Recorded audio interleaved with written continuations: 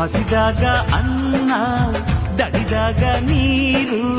ಕೊಡತಿದ್ದ ಮೇಲೆ ಏನ್ ಚಂದವೋ ಏನ್ ಚಂದವೋ ಮನಸ್ಸಿದ್ದು ಪ್ರೀತಿ ಕೈಯಿದ್ದು ದಾನ ಕೊಡದಿದ್ದ ಮೇಲೆ